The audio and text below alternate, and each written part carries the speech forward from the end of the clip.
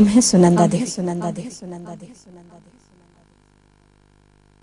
दीं तना ना ना ना गिर तुम तना ना ना दीं तना ना ना ना गिर तुम तना ना ना दीं तना ना ना ना गिर तुम तना ना। एक मिनट। सुखिया। जी मालकिन। ये लो।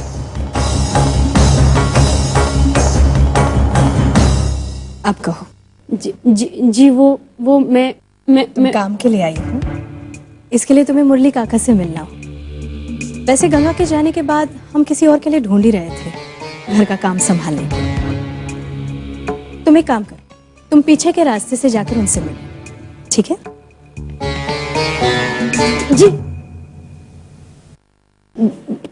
जी मैं आपसे ही मिलने आई थी। अच्छा, तुम्हें पैसों की जरूरत है? फिर तुम्हें कुछ और चाहिए है? बोलो, क्या चाहिए? नहीं। ये क्या है? हाँ, ये मेरी आई सुमन ने आपके लिए चिट्ठी भेजी और इस चिट्ठी के साथ मुझे आपके पास भेजा। उन्होंने ये भी कहा था कि ये आपको ही देने के लिए, और आप ये चिट्ठी पढ़कर सब कुछ समझ जाएंगे।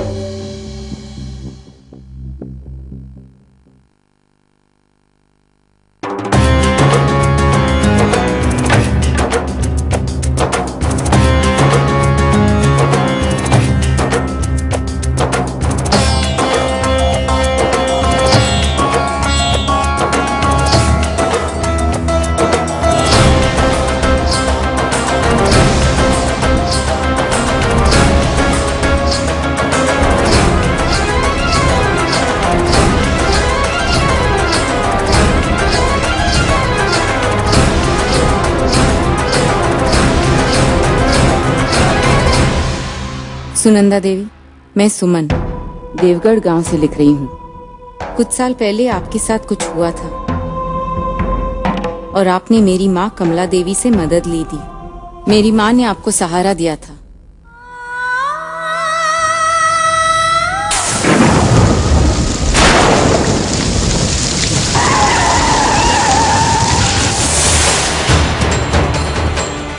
आज मैं बहुत मुसीबत में हूँ। मेरी बेटी को सहारे की जरूरत है। आशा है आप उसकी मदद जरूर करेंगी। पुरानी बातें पर चिट्ठी में नहीं लिख सकती थी। जैसे ही मुझे मौका मिलेगा आपसे मिलकर सारी बातें करूंगी। आशा है आप मुझे निराश नहीं करेंगी, क्योंकि मैं जानती हूँ आप भी एक माँ हैं। सुमन।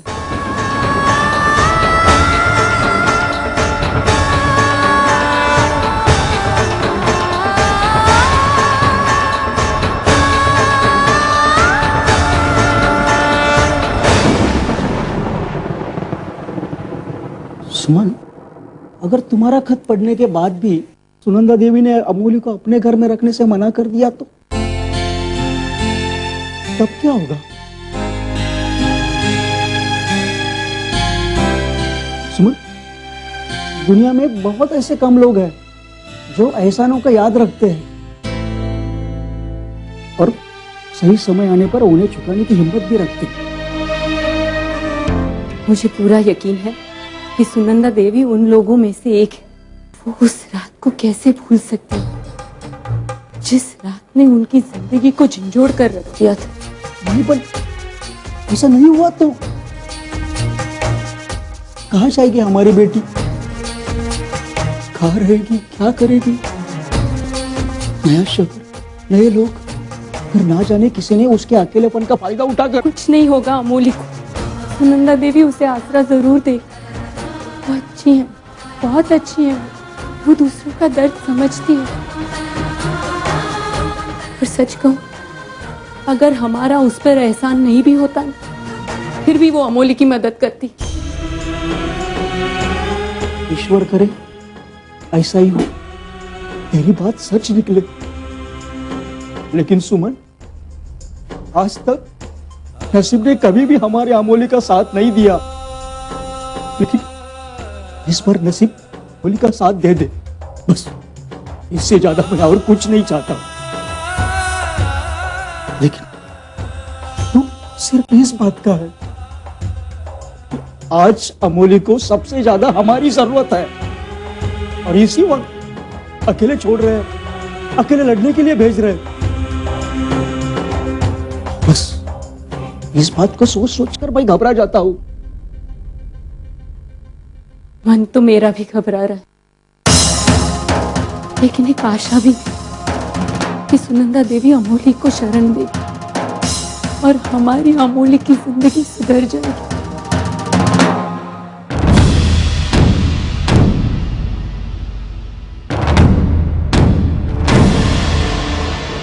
आओ।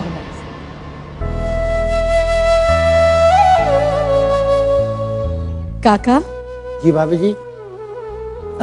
क्या नाम बताया तुमने? जी अमोली। हाँ, अमोली के रहने का बंदोबस्त कर दीजिए। या एक मिनट, इसे गंगा के कमरे में ले जाइए। वो गांव गई है ना, तब तक ये वहां रह सकती है। ठीक है, जाओ। आप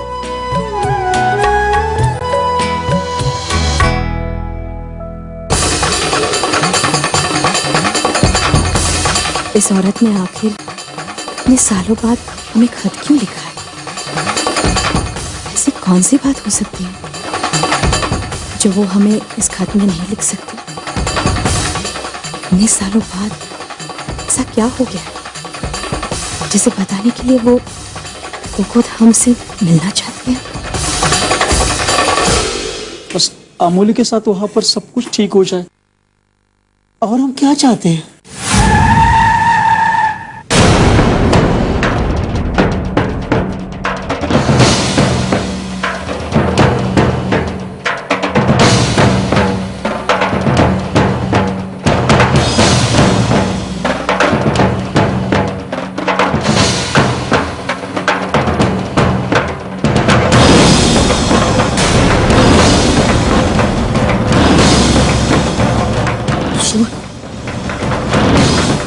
ठाकुर आ गया। उसे तो आना ही था। शैतान की शैतानियत तो उसकी मौत से पहले खत्म नहीं होती। पता नहीं अब क्या होगा। अमोली के बारे में पूछेगा तो हम क्या जवाब देंगे उसे? आने दीजिए उसे, फिर हम तय करेंगे कि उसे क्या बताना है और क्या नहीं बताना है।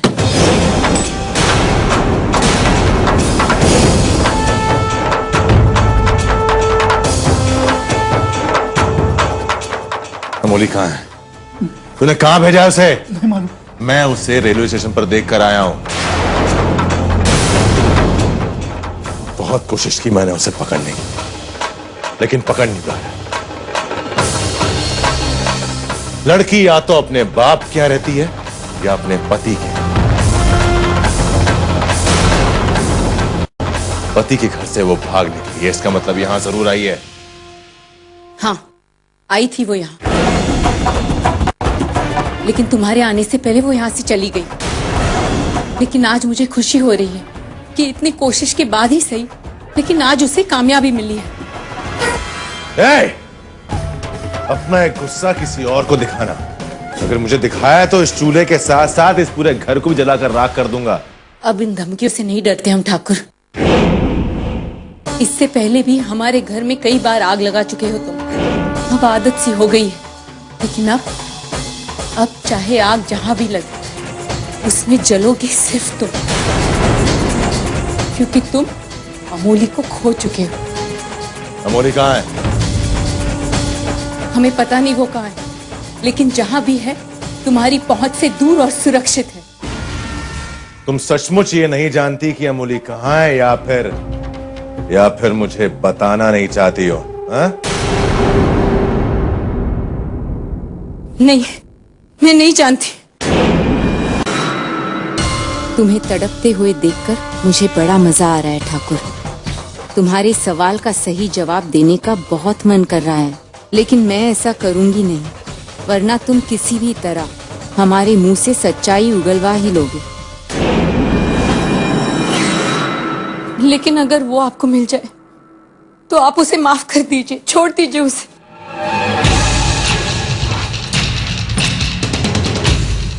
क्या तुम्हें वाकई में ये लगता है कि मैं उसे बख्श दूं? नहीं, कभी नहीं। वापस जरूर आएगी, उसे आना ही होगा। अरे बाहर की दुनिया में उसकी कैसी निभेगी? लोग नोच नोच कर खा जाएंगे उसे। उस दुनिया में सिर्फ एक ही छत के नीचे महफूज रह सकती है और वो छत मेरे घर की है। इसलिए वो जरूर वापस आएगी और मैं उसका इंतजार करूंगा।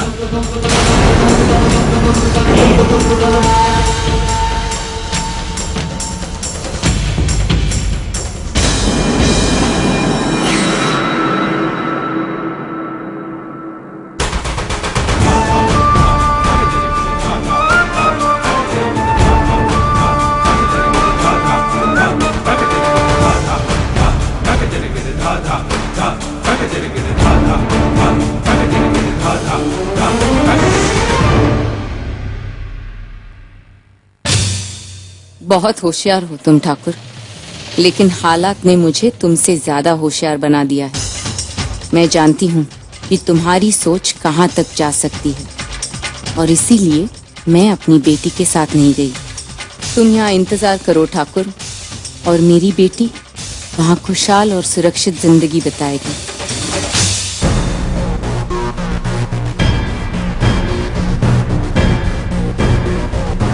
क्या हुआ मालिक, कुछ पता चला? बुढ़िया कुछ पता नहीं है, लेकिन यकीनन सब कुछ जानती है।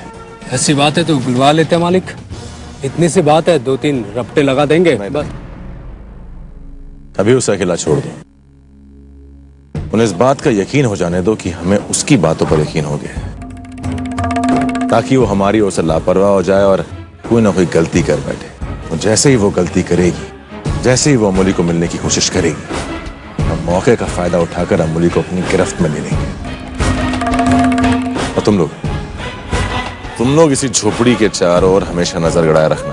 मुझे तुकाराम और सुमन की पल पल की खबर चाहिए। वो कहाँ जाते हैं, किससे मिलते हैं, क्या करते हैं, हर छोटी सी छोटी बात की खबर मुझे देते रहना। और हाँ, उन्हें इस बात की कानो कान खबर ना हो कि तुम लोग उस पर नजर गड़ाए बैठे।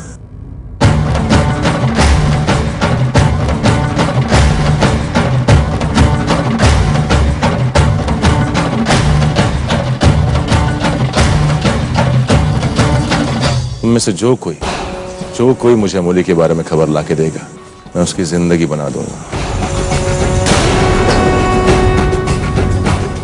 ये वादा है मेरा।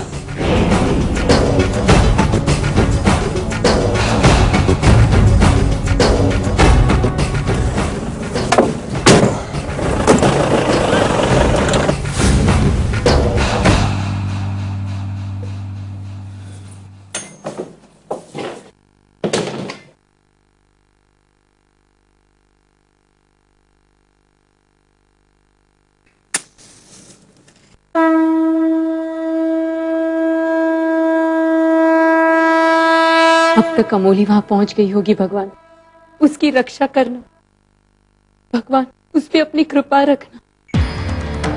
आज के कलयुग में भी चमत्कार करने की क्षमता रखते हैं आप। कोई ऐसा चमत्कार कीजिए कि सुनंदा देवी और अमोली में नजदीकियां बढ़े, और सुनंदा देवी मेरी अमोली को अपनी बेटी की जगह दे दे। फिर कोई अमोली का कुछ नहीं बिगाड़ पाएगी। सुनंदा देवी का ठाकुर को बहुत भारी पड़ेगी। ठाकुर को ऐसा करारा तमाचा पड़ेगा अपने पागलपन के लिए। कोई चमत्कार करना।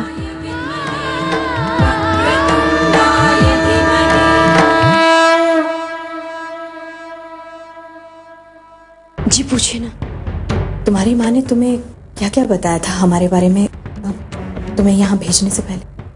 हम सब आनंदी मेरी पिया।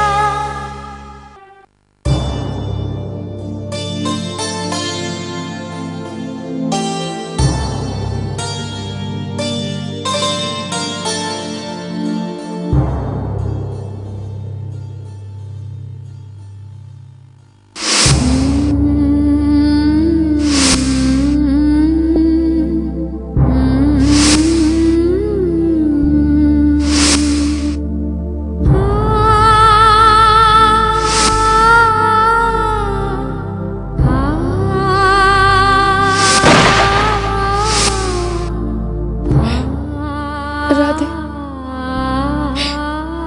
मैं सिर्फ और सिर्फ आपकी थी और आपकी ही रहूंगी। मैं ये जगह ठाकुर से बच के आई हूँ। शायद वो जानता भी नहीं कि मैं हूं कहाँ। अब मुझे वो कभी नहीं छुपा, कभी नहीं। राधे, मेरा दिल, मेरी आत्मा, हर जगह आपका नाम लिखा है। मैं हमेशा अपना वादा पूरा करूंगी। उस ठाकुर की छाया तक को मैं अपने पास नहीं आने दूंगी। हमारा पवित्र रिश्ता उसके कारण कभी खराब नहीं होगा। अब हमारे प्रेम के बीच में कभी कोई नहीं आएगा।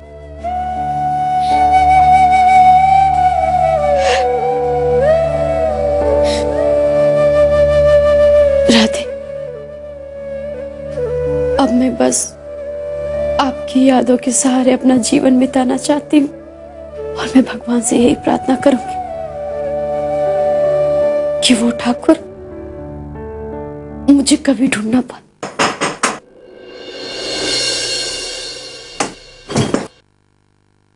Amoli,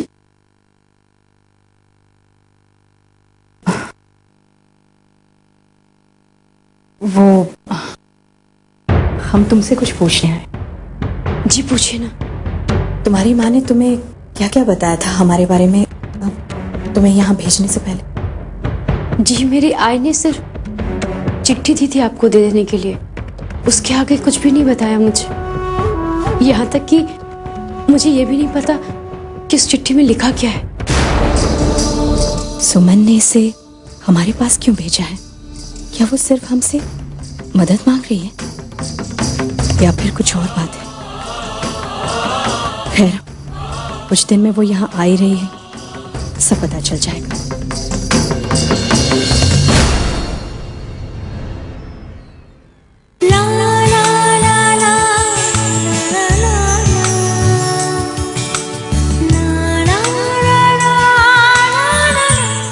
Punjab, the home of Lions.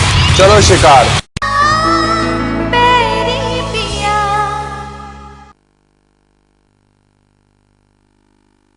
अच्छा, तुम्हें किसी भी चीज की जरूरत पड़े तो मुरली काका से मांग लेना। जी, मुरली काका कह रहे थे कि घर में कोई त्योहार आने वाला है और काम करने वालों की कमी है।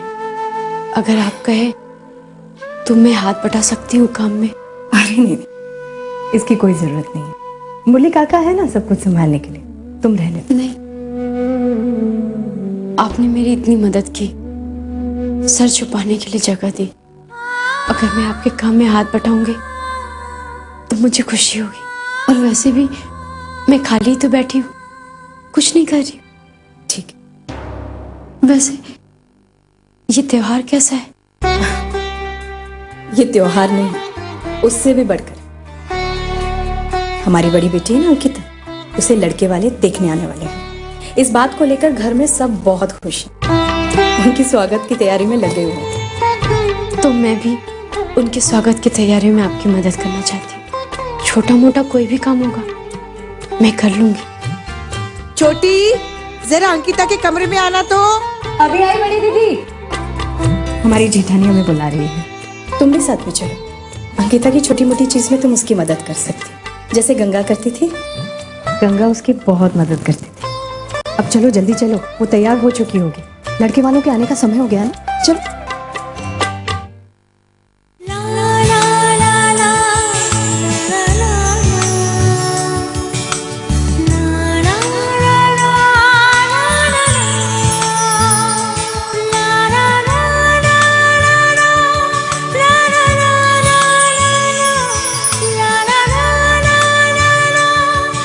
नहीं बड़ी भाभी, बहुत हो गया, अब रहने भी दीजिए ना। मेरी प्यारी ननद, थोड़ा मेकअप और कर लो।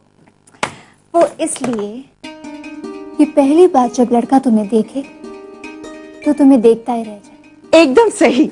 ये देख, मैं तेरे लिए कितनी अच्छी साड़ियां लेके आई हूँ। इनमें से जो भी पसंद है चुन ले।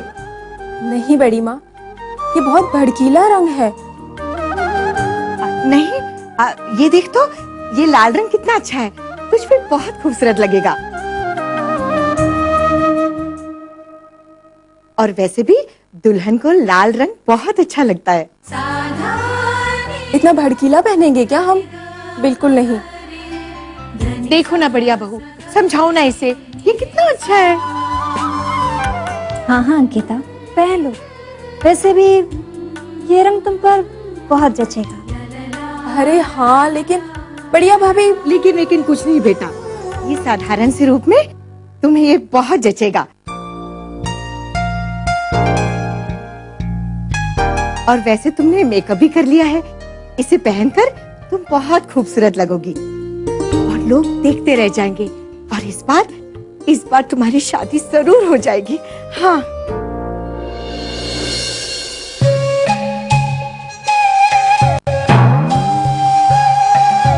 क्या हुआ? ये आंखें क्यों दिखा रही हो मुझे?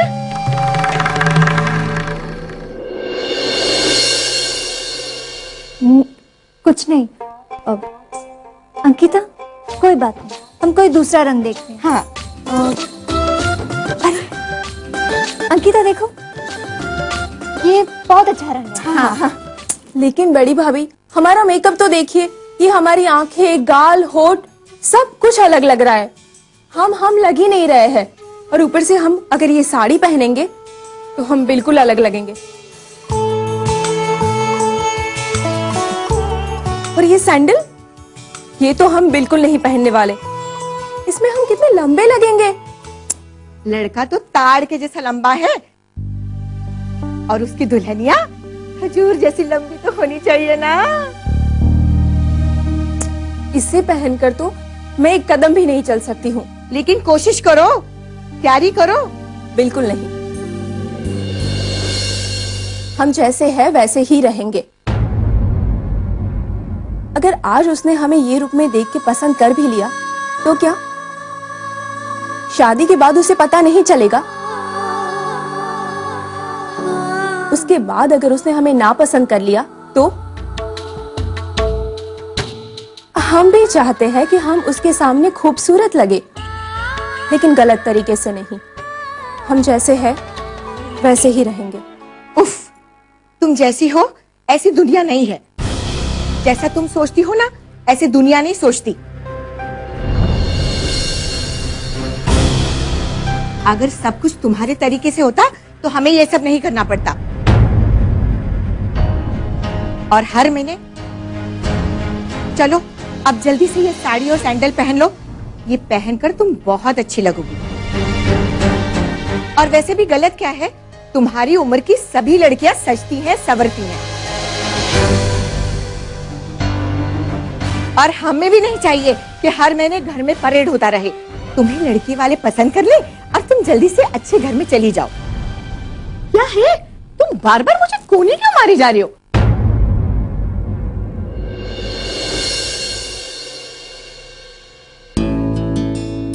अंकिता बेटा, तुम बिल्कुल सही हो।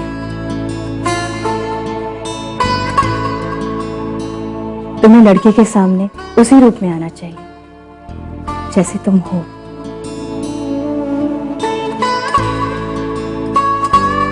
फिर वो तुम्हें पसंद करे या ना करे, दुनिया में बहुत सारे लड़के हैं। एक नहीं, एक गया तो 1000 आएंगे। और तुम पर कोई भी रंग जचेगा। तुम हो इतनी प्यारी, लाखों में एक हो।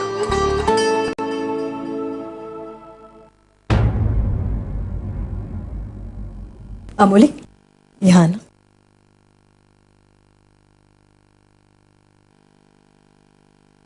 ये अमोली है। आज से तुम्हारी सारी छोटी छोटी चीजों का ख्याल रखेगी, तुम्हारी मदद करेगी, जैसे गंगा करती थी